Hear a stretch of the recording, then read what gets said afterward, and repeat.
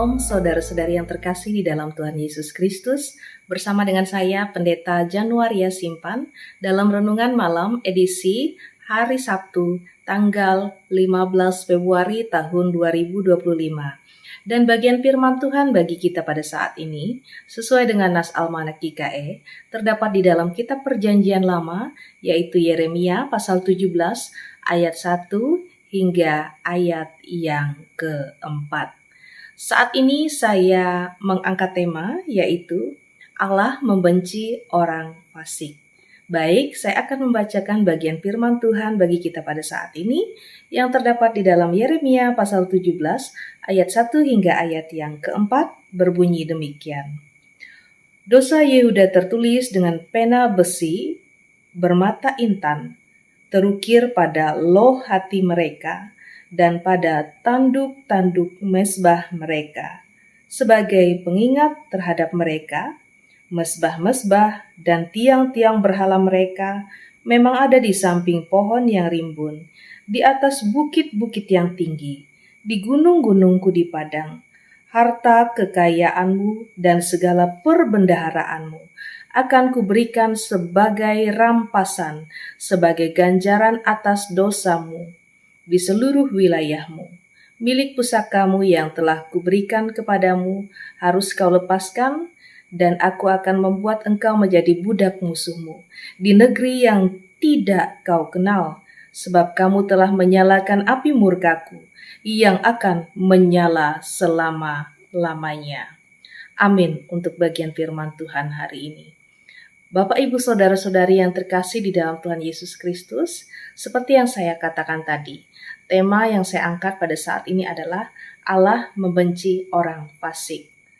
Kalau kita melihat di dalam Alkitab, orang fasik adalah tema yang sering kita jumpai. Lalu siapa dan bagaimana sebenarnya orang fasik ini dan mengapa mereka sangat dibenci oleh Allah?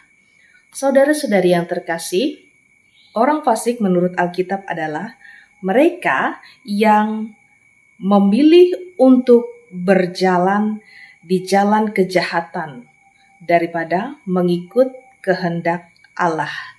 Mereka tahu akan perintah-perintah Allah, namun mereka mengabaikannya dan memilih untuk hidup dalam dosa serta mementingkan diri sendiri.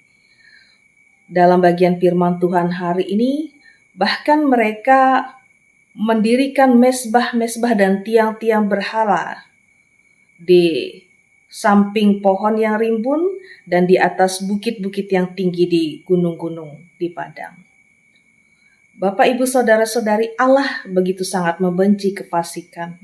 Bahkan kalau kita melihat nas sebelumnya dalam Yeremia pasal 16 ayat 18, Allah mengatakan, Aku akan mengganjar kesalahan dan dosa mereka 2 kali lipat, karena mereka telah menajiskan negeriku dengan bangkai berhala-berhala mereka yang menjijikkan, dan telah memenuhi tanah milikku dengan perbuatan mereka yang menjijikkan. Bahkan kalau kita kembali lagi ke belakang, dalam Keluaran pasal 20 ayat 1 hingga ayat yang ke-7, di situ juga berbicara panjang lebar tentang bagaimana jangan sampai kita menggantikan Allah dengan berhala. Mereka yang fasik akan dengan mudah menggeser Allah dengan hal-hal lain. Nah, saudara-saudari yang diberkati di dalam Tuhan Yesus Kristus, hari-hari ini apakah yang dapat menggeser posisi Tuhan atau posisi Allah di dalam kehidupan kita? Pekerjaan atau jabatankah? Karena ada orang yang meninggalkan Tuhan demi mendapatkan jabatan yang tinggi. Atau popularitaskah? Karena ada yang meninggalkan Tuhan agar terkenal, agar memiliki popularitas. Ataukah pasangan? Mungkin karena pasangannya berbeda keyakinan, lalu meninggalkan Tuhan. Ataukah karena uang? Ataukah bahkan karena pelayanan kita? Karena terlalu sibuk pelayanan, kita justru lupa untuk lebih mendekatkan hubungan kita dengan Tuhan.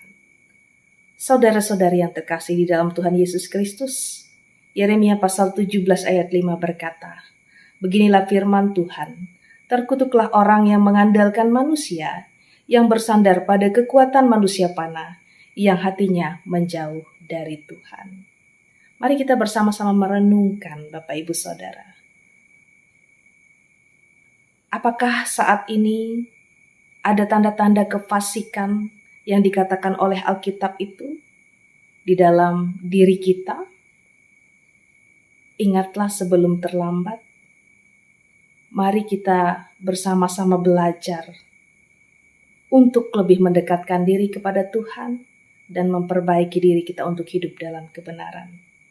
Kiranya Tuhan menolong kita untuk senantiasa berproses dalam kebenaran dan hidup sesuai dengan kehendak-Nya. Tuhan Yesus memberkati. Amin. Baik, untuk menutup renungan kita pada saat ini, mari kita berdoa. Terima kasih Tuhan, kami telah bersama-sama merenungkan firman-Mu.